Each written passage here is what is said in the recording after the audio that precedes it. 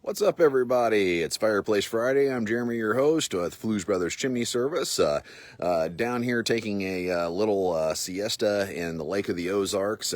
We found a fun little deal. We like to come down and hike around my birthday in October, Tonka, and the rates for Airbnbs are a lot cheaper because obviously no one's on the lake. There's not even here, I'll show you this view. It's a very nice place, and Airbnbs tend to get a lot more affordable down here in the during the wintertime, because obviously this is more of a summer spring resort type area or what have you, so it's kind of nice, a nice little way.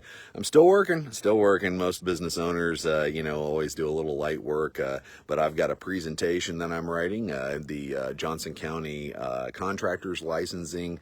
I'm doing a class for them, I think next Wednesday, on fireplaces and fireplace facings, because we see a lot of contractors, etc., refacing fireplaces and not knowing. I don't know why you don't know. It's part of the code book, but not doing it correctly. They're putting wood in areas where it shouldn't be, covering it with things that might not burn, but that still heat transfers. And so I see it as a huge problem, as it takes a while for pyrolysis to set in, which is where drying of wood happens, and then it's like that charcoaling that you see on wood. That's called pyrolysis, and eventually that wood dries out, the ignition point goes down, and then you end up with a structure fire, and that's not cool. And this is all happening, it's stuff that we can't see because we can't see through walls. We don't have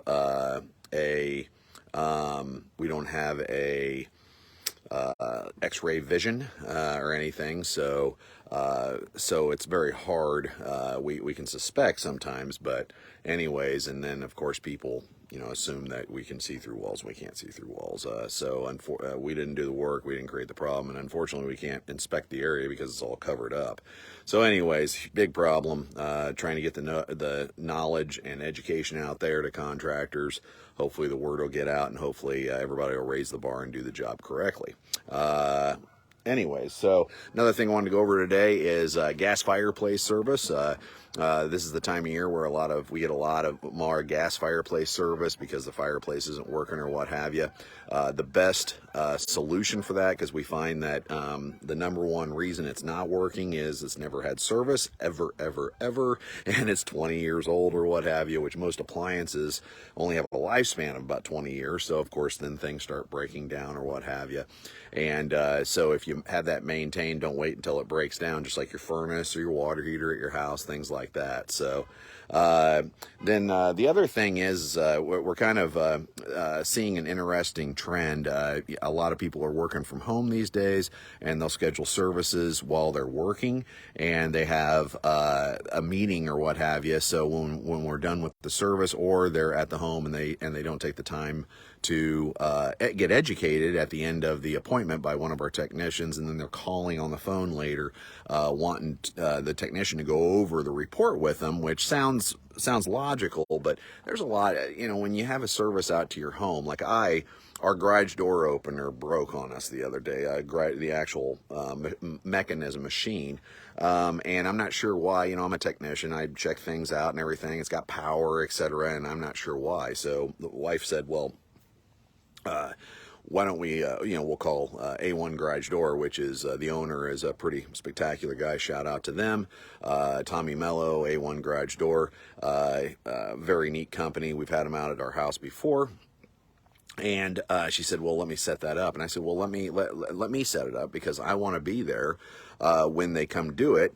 And because I want to not only, find out what's going on, but also how do they fix it, because I like knowledge. So and it's good to know things about things in your house or what have you, especially if you're paying someone to come out. You don't want to bug the technician and stop them from working or slow them up a bunch, but you can, they're at your house, it's your house, that you can watch them or what have you and learn a few things. Obviously you shouldn't be climbing up on ladders or scaffold with them or what have you. That could be dangerous, but it's not a bad idea to, to see what's going on or what have you. It gets you educated, and that way you're not just looking at, oh, it's got problems, like problems and price. How much it's going to cost to fix it, how much it's going to, it's good to find out and learn about these things. And kind of like your car, if something's broke, they'll bring out the broken part and show you and explain it to you real quick. And then, you can opt to have it fixed, obviously. But be present. I've said it before. Biggest thing is, we're here on this, we're in business to educate people. Come to your home, do a very thorough fireplace inspection properly. I'm hearing stories about improperly done inspections, things like that. In order to do a proper inspection, you need a good trained certified technician going out to the house, inside out, basement, maybe even sometimes attic space, definitely the whole exterior, running a camera up the inside, making sure everything's good in there, complete job. And that way the homeowner is in the know on what's going on with a very dangerous appliance. Remember, we're having fire in the house, so we don't want to leave it unattended. We want to know how to use it. We want to make sure it's fully functional, and we aren't going to have any problems, or at least we're lowering the risks by having it serviced, having it inspected, making sure those people that are working on it, refacing it, installing, cleaning, what have you, have credentials, licensing, certifications through CSIA, CCP. There's a ton of certification bodies out there, NFI, and making sure the job is done right by a knowledgeable technician. And that's my best suggestion I can have for you. It's how we do it, and it's the right way to do it. And there's many other companies in town as well. I know people get desperate this time of year because they want to have it done quickly, and everybody gets pretty backed up this time of year, and the good companies get very backed up. So jump on the phone now, get it maintained. Anything else, if you haven't ever had it serviced or what have you, and then make sure you're there, make sure you're present. Schedule the appointment in between meetings or what have you, so you can get that education on what's going on live at your place. Ask questions and have just a better service. Have a more complete service. And also on a lighter side too, companies are very, very busy, and they're everybody that I've ever talked to is understaffed. So realize this too, that when you aren't present and then you're calling later, that's taking up more time than what was allotted for that appointment. It's and then they've got to take time out of their day, the technician, to remember everything and call you. You're not going to get as good attention and personal attention, private attention, than for what you paid for originally, which is that time slot when they're at your house. Kind of like going to the family doctor, and you're paying for that doctor's time when he spends with you. Keep going back, and of course that ends up eating into the company's time and extra time. Then they have to raise their rates because you're eating up more time than what was allotted for the service, because time is money, and we've all heard that for a long time. So I can't stress it enough. You're going to get a better service. You're going to get a little bit of education. You're going to be more knowledgeable and understand what's going on with your fireplace, and if it needs repairs and they're expensive or what have you, you'll understand what those are and how they're done, because they're right there and they can explain to you. You can ask questions and everything, rather than just looking at a bottom line price. You'll have a better set knowledge, and you'll see more value in things. So it's all good stuff.